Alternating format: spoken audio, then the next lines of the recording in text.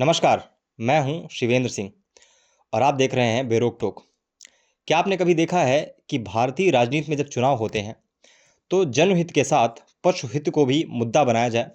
मैंने तो नहीं देखा। मैंने नहीं देखा कि भारतीय राजनीति में कभी पशुओं की भलाई के लिए, पशुओं के साथ होने वाली क्रूरता के लिए कभी उसे चुनाव में मुद्दा बनाया जाता हो। परंतु वो क्या है ना कि समय के साथ परिवर्तन आवश्यक है। आज हम आपको मिलाएंगे एक ऐसे गैर सरकारी संगठन से जो पशुओं के लिए काम करता है और जिसने चुनावों में ये घोषणा की है कि आगामी दिल्ली विधानसभा चुनाव में यदि किसी पार्टी को दिल्ली में अपनी सरकार बनानी है, तो उसे जानवरों के हित के लिए, पशुओं के हित के लिए काम करना होगा। तो आइए हम स्वागत करते हैं विपुल जैन जी का, जो कि पॉज फाउंडेशन के अध्यक्ष हैं। और आज हम इनसे बातचीत करेंगे कि वो किस तरह से उन्होंने दिल्ली विधानसभा चुनाव में जानवरों के लिए एक अलग से मैनिफेस्टो तैयार किया है, ताकि आने वाली सरकारें जानवरों के हित के लिए काम कर सके। नमस्कार विपुल जी, आपका स्वागत है। नमस्कार। सबसे पहले आप ये बताइए कि आपने जो ये एनजीओ बनाया है, ये किस उद्देश्य के लिए बनाया है, कब बनाया और आप इसमें किस तरह का कार्य करते हैं? पॉज फाउंडेशन का जो मतलब है वो है people for animals wilderness and sustainability foundation. जी। पॉज की शुरुआत जनता कर्फ्यू के दिन मार्च 22 2020 को हुई थी, जी। जब जेएनयू पूरा बंद हो गया था और जो जेएनयू के पशु थे, पर्टिकुलरली जो कुत्ते बिल्लियां हैं जो कि ढाबों वगैरह से खाते हैं, जो स्टूडेंट्स के द्वारा जिनका पालन पोषण किया जाता है, एक्टिविस्ट द्वारा खिलाया जाता है, तो वो बेचारे बिना खाने पीने के इधर से उधर भटक रहे थे। तब मैंने तय किया कि I will try to feed them, खाना पीना खिलाऊंगा।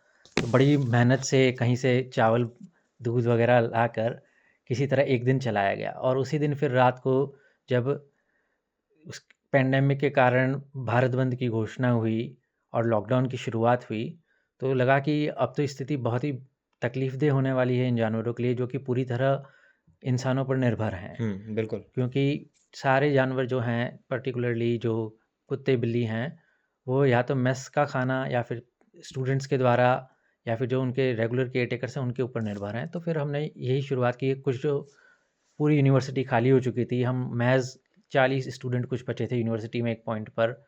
हम लोगों ने दौड़ा भागी करके मिल के किसी तरह खाने का जुगाड़ किया जी। और रोज़ खाना खिलाया लगभग 300 कुत्तों को और लगभग 300 बिल्लियों को। इसी दौरान कई सारे पशु पक्षी घायल भी हो जाते हैं, तो उनकी देखभाल का ज़िम्मा भी हम लोगों ने उठाया। पॉज़ की शुरुआत मेरी पर्सनल जर्नी थी। जी। एक अकेले आदमी ने शुरुआत की, बट हर दिन लोग जुड़ते गए। जी। ज्यों-ज्यों हम मदद की तलाश में गए, लोग मदद के लिए आगे आते गए और एक-एक करके जुड़ते-जुड़ते लॉकडाउन के अंत तक, प्रथम लॉकडाउन के अंत तक हम लोग 140 लोग थे, अच्छा। जो कि पूरे जेएनयू में काम कर रहे थे। अगर अभी मैं बात करूं तो क्योंकि 3-4 साल हो चुके हैं इसको स्टार्ट हुए, जी। तो अभी आपके साथ जो लोग काम कर रहे हैं उनकी संख्या कितनी है? देखिए, पॉज़ जब शुरू हुआ था तो सभी लोग वॉलंटियर्स थे, स्वयंसेवी थे। 2023 में जब एक मुद्दा आया कि जेएनयू में जानवरों की नसबंदी का काम कौन करेगा, तो उस दौरान ये पता चला कि जेएनयू प्रशासन इंडिविजुअल वॉलंटियर्स के साथ काम नहीं करना चाहता, वो एक ऑर्गेनाइजेशन के साथ काम करना चाहता है। इस मामले को वो एक इंस्टीट्यूशनलाइज़ तरीके से डील करना चाहता है, ताकि पशुहित का जो कार्य है वो भविष्य में भी जारी रहे। जी। जी। तो हम लोगों ने आपस में विचार करके एक एनजीओ की स्थापना की, जिसकी नींव अगस्त 3, 2023 को रखी गई और उसको नाम दिया गया pause foundation. Pause foundation JNU की एबीसी कमेटी का मेंबर है और जेएनयू में एबीसी रूल्स 2023 के जो इम्प्लीमेंटेशन का काम करता है। हम लोगों ने लॉकडाउन शुरू होने से लेकर अब तक लगभग 250 कुत्तों की नसबंदी करवाई है। इनफैक्ट हमने पिछले महीने ही 8 कुत्तों की नसबंदी कराई है। अब आपको ये समझना होगा कि जेएनयू एक बहुत बड़ा कैंपस है, लगभग 2 किलोमीटर बाय 2.5 किलोमीटर है, बिल्कुल। जिसमें कि 75% प्राकृतिक फॉरेस्ट है।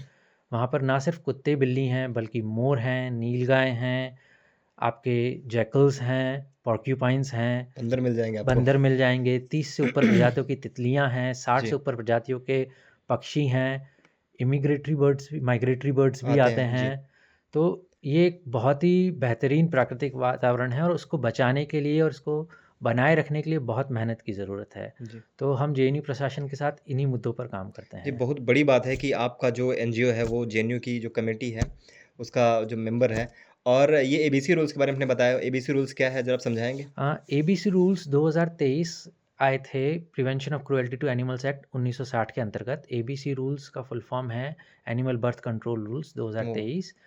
ये मुख्यतः बने थे श्वान यानी कि कुत्तों की कुत्तों के लिए, पॉपुलेशन को क्योंकि उनकी कंट्रोल संख्या ज़्यादा बढ़ती है। करने के लिए, क्योंकि उनकी संख्या बेहताशा बढ़ रही थी। जी। अब कुत्तों की संख्या बेहताशा 2 वजह से बढ़ रही थी। एक तो कोई एबीसी प्रोग्राम नहीं था। हुँ, दूसरा, भारत में वेस्ट मैनेजमेंट की स्थिति बहुत बुरी है। हुँ, कुत्ते इन्हीं इलाकों के आस-पास पलते हैं जहाँ पे आपको खुले में खाना वगैरह मिल जाएगा, और जी। फिर माना कि एक कुत्ता शांत प्राणी होता है, अगर आप उसे ना छेड़ें, अगर आप उसके खाना ना छीनें, अगर आप उसे चैन से सोने दें, तो वो आपको कुछ नहीं करेगा। बट जब संख्या बहुत ज़्यादा बढ़ जाती है, जी। तो ह्यूमन एनिमल कॉन्फ्लिक्ट जन्म लेती है। हुँ, तो बिल्कुल। एबीसी रूल्स इसको रोकने के लिए बहुत ही ज़रूरी हैं, और ये एक बहुत ही मानवीय तरीका है जनसंख्या को काबू में रखने का। हुँ, बिल्कुल। तो इसी की अनुपालना के लिए एबीसी कमिटी जेएनयू में बनी हुई है, और हम उसके मेंबर हैं, और हम इम्प्लीमेंटेशन करते हैं जी। उसका। मैंने देखा कि जो मुझे सबसे रोमांचक लगा आपके एनजीओ का कि जब भी चुनाव होते हैं तो लोग बात करते हैं कि ये योजना चले जाएँ चलाई चलाई जाए, ये योजना चलाई जाए, पुरुषों के लिए, महिलाओं के लिए। मगर मैंने नहीं देखा कि कोई भी एनजीओ या कोई भी संगठन आके यह माँग करता हो कि पशु हित के लिए भी आप ये काम करें तो हम आने वाले विधानसभा चुनाव में आपको सरकार बनाने में आपके सहयोग करेंगे, आपको वोट दिलवाएँगे।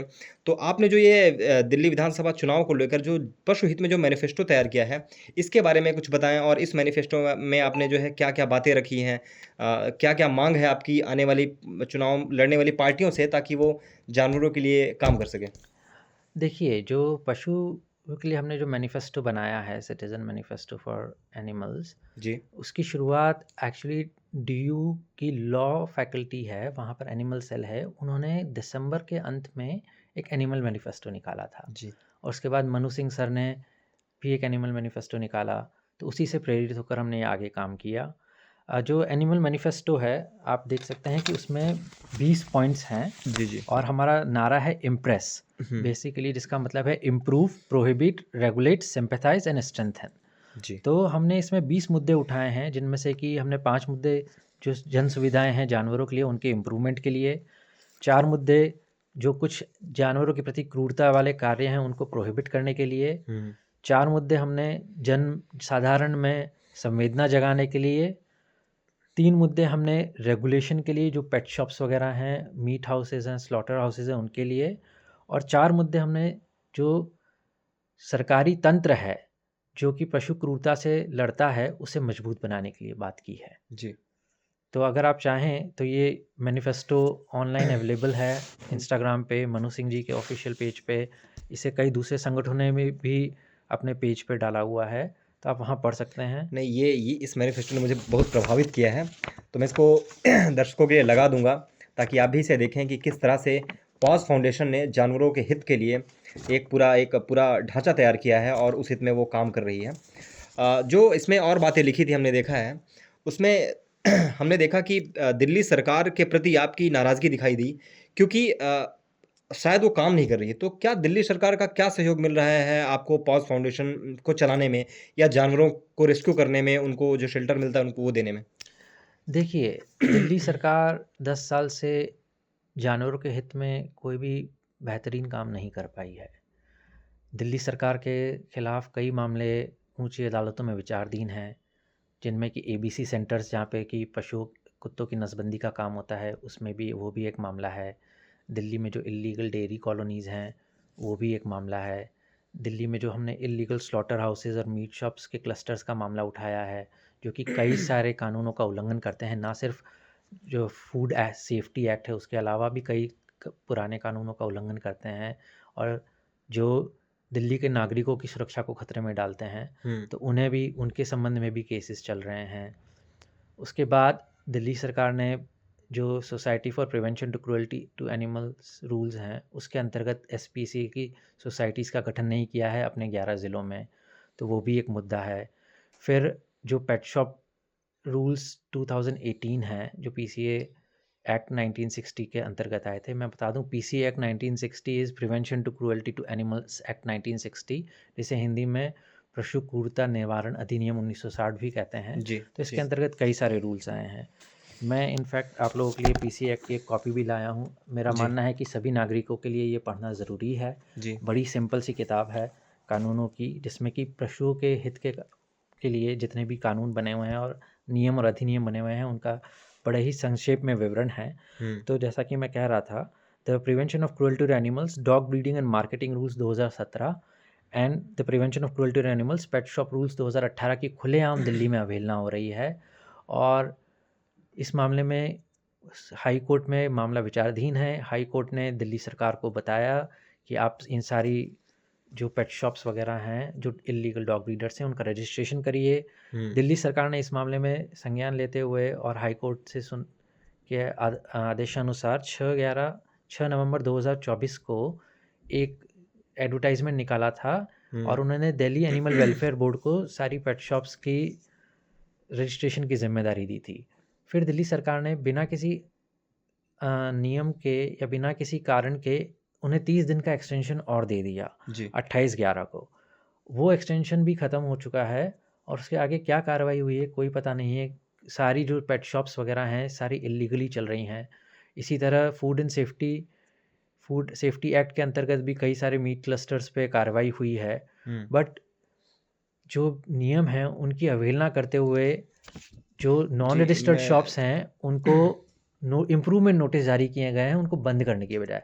तो इस तरह की जो घटनाएं हो रही हैं, तो ये हमें बड़ा क्या कह हम कह सकते हैं कि बड़ा दुखद है एक तरह से। दुखद है हमारे लिए कि जी। दिल्ली सरकार इस मामले में कुछ कर नहीं पाई। दिल्ली सरकार के सारे सरकारी वेटरनरी अस्पताल बहुत बुरी स्थिति में हुँ। हैं। उस संबंध में भी जैसे कि मामला अभी विचाराधीन अभी है। आपने एक बात बोली कि आप एक तरह से कह सकते हैं कि जो जनहित है और जो पशुहित है, दोनों एक-दूसरे से जुड़ा हुआ है।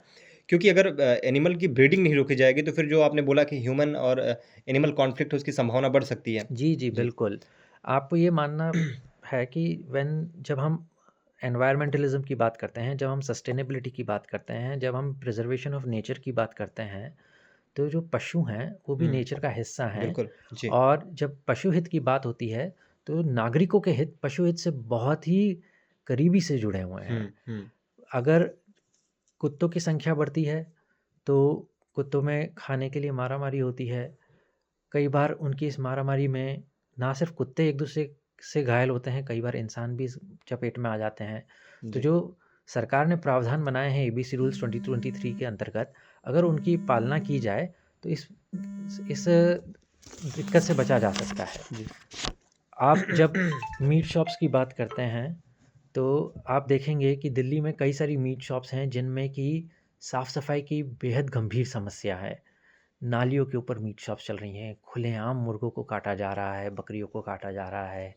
मीट की दुकानों पे मक्खियों की संख्या इतनी है कि आप मीट को नहीं देख सकते। हुँ, तो ऐसी मांस को खाकर आप नागरिकों के हित के नागरिकों के स्वास्थ्य के साथ खिलवाड़ कर रहे हैं। जी। और उसके अलावा जो इन इलाकों से गंदगी निकलती है, उसके प्रबंधन का भी कोई तरीका नहीं है, तो उससे बहुत सारी बीमारियों के फैलने का डर लगा रहता है। आप ये मत भूलिए कि कोरोना के आने की एक वजह जो बताई जाती है वो लाइव स्टॉक मार्केट्स हैं और अभी भी जो H1N1 और दूसरे बीमारियों का चल रहा है, तो वो भी कई बार जानवरों से जी, इंसानों एक में आ एक सकती है और प्रश्न मेरा इससे बहुत ही इसी से संबंधित मेरा एक प्रश्न है। जैसे आपने कहा कि गंदगियों में मीट बिक रहे हैं, है ना? मक्खियाँ उसपे भिनभिना रही हैं। तो अब थोड़ा-सा इस पे हम जन भागीदारी की बात करते हैं कि आपकी ज़िम्मेदारी के साथ-साथ, सरकार की ज़िम्मेदारी के साथ-साथ जनता की भी एक भागीदारी होती है, जनता का एक सहयोग होता है, इस तरह के कार्य को आगे बढ़ाने में। तो पॉज़ फाउंडेशन इन जन भागीदारी को सुनिश्चित करने के लिए क्या कर रहा है? और क्या जनता आपका इस तरह के कार्य में सहयोग कर रही है कि वो पशु हित से संबंधित कार्य में आपका सहयोग कर सकें? देखिए, पॉज़ फाउंडेशन इस बारे में जनता को संवेदनशील बनाने के लिए ऑनलाइन कैंपेन्स करती है, लोगों से मिलती है, बातचीत करती है। अगर आप देखेंगे कि हमारी कैंपेन से प्रेरित होकर कई लोग अपनी और कैंपेन्स चला रहे हैं, बार-बार दिल्ली सरकार से निवेदन कर रहे हैं कि स्थिति बदली जाए। राजनीतिक दलों से अपील की जा रही है कि प्लीज़ पशु हित के लिए अपने घोषणा पत्रों में कुछ घोषणा पत्र में पशु हित को शामिल किया जाए।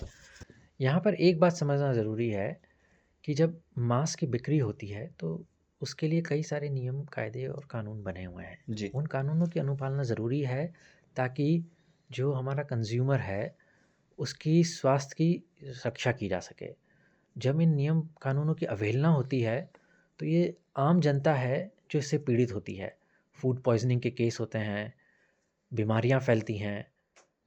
जो इन दुकानों में काम कर रहे हैं, उनके स्वास्थ्य पे बहुत बुरा असर पड़ता है, जिनके बारे में कोई बात नहीं करता है। मगर दिल्ली में हज़ारों मीट शॉप्स हैं जिनमें हज़म करते हैं और उनके स्वास्थ्य के बारे में ना तो दिल्ली सरकार को परवाह है, ना किसी राजनीतिक दल को परवाह है और ना ही कंज़्यूमर्स को। हमें जी, उनका भी सोचना पड़ता है बिल्कुल। क्योंकि वो बहुत छोटी संख्या में हैं, बट वो भी मायने रखते हैं। जी। आपने राजनीतिक दलों की बात की कि आप राजनीतिक दलों से मतलब अनुरोध कर रहे हैं कि वो पशु हित को अपने मैनिफेस्टो में शामिल करें। तो क्या आपकी अभी तक किसी राजनीतिक दल से कोई बात हुई है कि वो पशु हित में कार्य करने की बात किया हो कि हम सरकार में आएँगे तो पशु हित के लिए बात करेंगे या कोई ऐसा राजनीतिक दल जो इस चीज़ के लिए संवेदनशील हो? देखिए, जब ये मुद्दा दिसंबर में जब आया था सोशल मीडिया पे, उसके बाद जब जनवरी में आया सोशल मीडिया पे, उसके बाद हम लोगों ने अपनी खुद की पोस्ट बनाई। हमने सभी पॉलिटिकल पार्टीज़ को टैग किया, आउटरीच की कोशिश की। अभी तक किसी पॉलिटिकल पार्टी ने, किसी राजनीतिक दल ने इस मामले में कोई पहल नहीं की है। हम इस सप्ताह में पॉलिटिकल पार्टीज़ को डायरेक्टली रीच करने की कोशिश करेंगे और कोशिश करेंगे कि पशु हित से संबंधित कुछ मुद्दे घोषणा पत्र में शामिल हों। अगर सभी के सभी 20 मुद्दों पे बात हो जाती है तो बहुत ही बेहतरीन होगा। इससे ना सिर्फ पशु हित के काम होगा, बल्कि दिल्ली के लोगों का जीवन भी बहुत अच्छे से सुधरेगा। बिल्कुल। अगर आप चाहें सड़क पे घूमते पशुओं की बात करें, चाहें आप श्वानों की बढ़ती संख्या की बात करें, चाहें आप जानवरों के मांस जो कि बहुत ही गंदी स्थिति में बनाया जा रहा है, उससे होने वाली बीमारियों और तकलीफ़ों की बात करें, चाहे आप एनिमल वेस्ट की बात करें, इन सब का इंसानी जीवन पे, इंसानी जीवन की क्वालिटी पर बहुत बुरा असर पड़ता है और अगर इन सब चीज़ों में सुधार आता है, तो दिल्ली के नागरिकों का जीवन बहुत बेहतर हो सकेगा। कुछ लोग तो ऐसे भी आ जाते हैं जो कहते हैं कि हम तो खाएँगे क्योंकि आबादी बढ़ जाएगी। उसका कभी आपको भी ऐसे लोग मिले होंगे ज़रूर जो जी, कहते जी। हैं कि हम लोगों को बस यही बताते हैं कि देखिए, जो इन जानवरों को आप खा रहे हैं, उनमें संवेदनशीलता है, वो महसूस करते हैं। उन्हें अंग्रेजी में सेंटिएंट बीइंग कहा जाता है।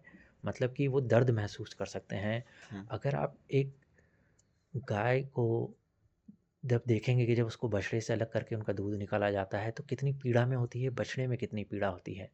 जब आप देखेंगे कि किस स्थिति में मुर्गियों को रखा जाता है अंडे पैदा करने के लिए या मांस पैदा करने के लिए, तो आप खाने से इनकार कर देंगे। जब आप स्लॉटर हाउसेस में उन मुर्गियों की, उन बकरों की, उन भेड़ों की चित्कारें सुनेंगे, तो आपका दिल दहल जाएगा। ये तो रही संवेदनशीलता की बात। उसके बाद जो दूसरा मुद्दा आता है कि ये चीज़ें खाकर आप अपने स्वास्थ्य के साथ क्यों खिलवाड़ कर रहे हैं? मुर्गियों को सड़ा हुआ ब्रेड, सड़ा हुआ खाना, एक्सपायर्ड फूड प्रोडक्ट्स खिलाए जाते हैं। मुर्गियों को रात-दिन एंटीबायोटिक्स खिलाए जाते हैं, जिसके कारण कि आप में एंटीबायोटिक रेज़िस्टेंस जो भी मांस का सेवन करता है, उनमें एंटीबायोटिक रेज़िस्टेंस हो जाता है, जिससे कि उन पे आम दवाइयाँ काम नहीं करती हैं। मुर्गियों को प्रदूषित खाना खिलाया जाता है, जिसके कारण वो प्रदूषण आपके अंदर इकट्ठा होता है जब आप उस मांस का कंज़म्पशन करते हैं। जिस स्थिति में मुर्गियों को काटा जाता है, जिस स्थिति में अंडे पैदा किए जाते हैं, साफ़-सफ़ाई का बिल्कुल ध्यान नहीं रखा जाता है, वो सारी गंदगी आप अपने शरीर में ले रहे कभी कोई हैं। चेकअप भी नहीं होता कि हाँ, इस जानवर को कौन-सी बीमारी कोई है, कौन-सी चेकअप नहीं, कुछ भी नहीं है। एंटीबायोटिक्स नॉन स्टॉप खिलाए जाते हैं, जिसके कारण ना सिर्फ़ मुर्गियों की हालत ख़राब होती है, बल्कि उस मांस का भक्षण करने वाले लोगों की हालत भी ख़राब होती है। गायों के में दूध की पैदावार बढ़ाने के लिए ऑक्सीटोसिन दिया जाता है। लास्ट ईयर कुछ दिल्ली के पशु हित के लिए काम करने वाले कार्यकर्ताओं ने एक बहुत ही बड़े ऑक्सीटोसिन रिंग का भंडाफोड़ किया था।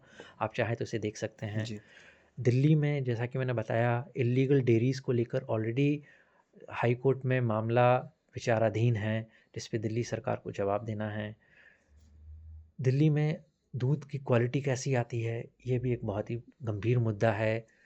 उसके अलावा जो दूसरी डेयरी वगैरह हैं, उनमें जानवरों की हालत कैसी है, दूध की हालत दूध की क्वालिटी कैसी है, ये भी एक जो फूड सेफ्टी ऑर्गेनाइज़ेशन है, उनके लिए बहुत ही गंभीर मुद्दा है। जी।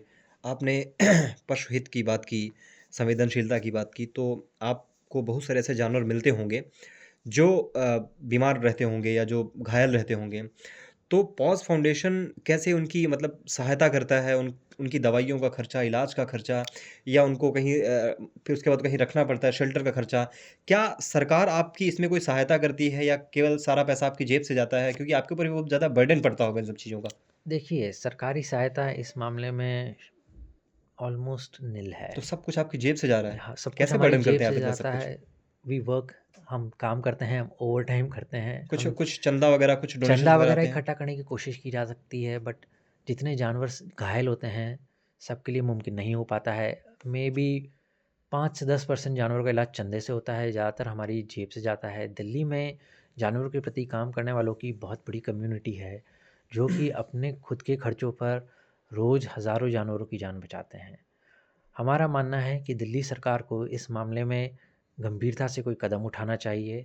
अपने जो 77 वेटरनरी हॉस्पिटल हैं, जो कि बिल्कुल जीर्ण-शीर्ण हालत में पड़े हैं, आप चाहें तो हम उसके बारे में आपको और भी जानकारी दे नहीं, अगर सकते आपके पास हैं। उसके कुछ डाटा होगा या वीडियोज़ जी, होगा तो जी, आप मेरे को सेंड ये कीजिएगा। मामला इस वक़्त हाई कोर्ट में विचाराधीन है, तो हम आप पे इस मामले पे डायरेक्टली कुछ बात नहीं कर सकते, बट आप हाई कोर्ट की जी, प्रोसीडिंग्स जी, बिल्कुल। एक्सपेक्ट कर सकते हैं। बहुत ही जीर्ण-शीर्ण अवस्था में हैं, अगर उन्हें भी सुधार दिया जाए, तो बहुत फ़र्क पड़ेगा। दिल्ली फ़ॉरेस्ट डिपार्टमेंट दिल्ली में रहने वाले जंगली जानवरों के लिए काम कर सकता है।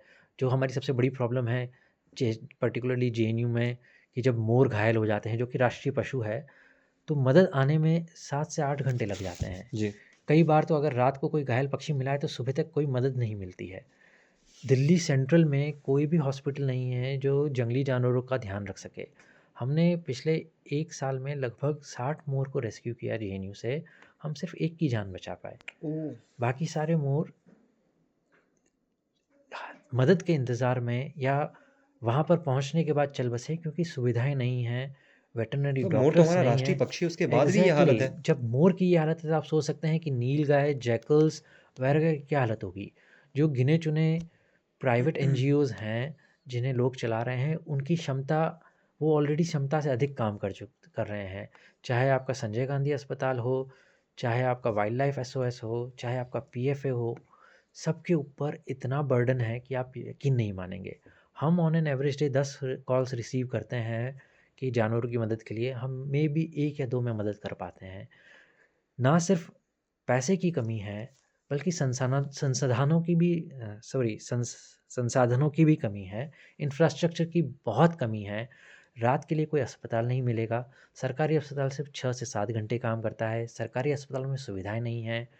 प्राइवेट क्लिनिक पे एक जानवर को ले जाने का खर्चा, मतलब कि 2,000 रुपये तो आपका एक बार में लग ही जाता है, आने-जाने का, एम्बुलेंस का, चेकअप का, फिर दवाइयों का खर्चा अलग, एक्स-रे वगैरह का अगर करवाना पड़ा तो वो खर्चा अलग।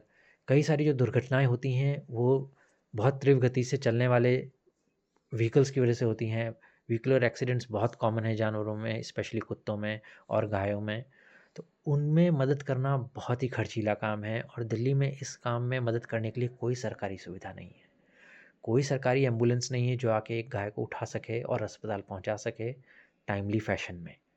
जो एम्बुलेंसेस हैं बहुत कम हैं, और वो भी बड़े जानवरों के लिए तो बिल्कुल नहीं बनी हैं। छोटे जानवरों को पकड़ने के लिए प्रॉपर उपकरण नहीं है, ट्रेनिंग नहीं है, उन्हें रखने के लिए सुविधाएं नहीं हैं।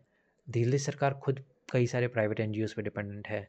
उसके बाद जब नसबंदी वगैरह की बात आती है, तो जो एबीसी सेंटर्स हैं, उन पर भी एक मामला विचाराधीन है कि दिल्ली में जितने भी एबीसी सेंटर्स चल रहे थे, वो एबीसी नियम 2023 के अवहेलना में चल रहे थे, को बाईपास करके चला जा रहा है। बायपास करके चला रहे थे, या नियमों का पालन नहीं कर रहे थे, तो हुँ। उस पर भी दिल्ली हाई कोर्ट में मामला विचाराधीन है। तो दिल्ली सरकार को इन सब मामलों में सुधार करना चाहिए। जी। हमारा मानना है कि जो भी पॉलिटिकल पार्टी हमारा वोट मांग रही है, उसे पशु हित को अपने घोषणा पत्र में शामिल करना चाहिए। दिल्ली में 5 लाख से ऊपर पशु प्रेमी हैं, हमारी आवाज़ मायने रखती है, और ऐसा नहीं है कि animals are voiceless, animals have a voice, बस इंसान उनकी आवाज़ अनसुनी कर जी, देता है, दे हमने आर अनहर्ड ऑफ। और हमारा मानना है कि सभी जिम्मेदार नागरिकों को पशु हित के लिए आवाज़ उठानी चाहिए, क्योंकि पशु हित और नागरिकों के हित काफ़ी करीबी से जुड़े हुए जी, हैं। हमने भी देखा है कई बार कि बहुत अगर उनको तकलीफ़ होती है, बेचारे भागते हैं, रोते हैं, चिल्लाते हैं, बस बात ये है कि हम समझ नहीं पाते हैं। विपुल जी, आपसे बात करके बहुत अच्छा लगा। हम आपसे आपकी बात आवाज़ को दूर तक पहुँचाने का प्रयास करेंगे क्योंकि आप जो भी काम कर रहे हैं पॉज़ फाउंडेशन की तरफ से, बहुत अच्छा काम कर रहे हैं और आप उन उन पशुओं की, उन जीवों की आवाज़ बनने का प्रयास कर रहे हैं, जो हमारी आपकी भाषा नहीं बोलते हैं। वो बोलते तो हैं, मगर क्योंकि हम उन्हें समझ नहीं पाते, इसलिए हमें लगता है कि उन्हें तकलीफ़ नहीं होती है। विपुल जी, आपका बहुत-बहुत धन्यवाद। मेरा बहुत-बहुत धन्यवाद आपका भी। बस मेरा आप सभी से यही निवेदन है कि पशु हित के लिए काम करें, क्योंकि पशु हित मानवता की निशानी है। जी। ये हमारे मानवीय होने का बहुत बड़ा उदाहरण है। अगर हम ऐसे जानवरों को जो तकलीफ़ में हैं, जो भूखे हैं, प्यासे हैं, उनकी मदद कर सकें। जी। बहुत-बहुत धन्यवाद। धन्यवाद। तो ये थे हमारे साथ पास फाउंडेशन के अध्यक्ष विपुल जैन जी, जिन्होंने एक ऐसे मुद्दे को उठाया जो हमारी आपकी नज़रों से गायब रहता है। उन्होंने उन पशुओं की आवाज़ बनने का प्रयास किया जो बोलते तो हैं, मगर हम उनकी भाषा को समझ नहीं पाते, हम उनके दर्द को महसूस नहीं कर पाते। प्रयास किया जाएगा कि दिल्ली विधानसभा चुनाव में पशुओं के हित का ये मुद्दा भी राजनीतिक दलों द्वारा प्रमुखता से उठाया जाए।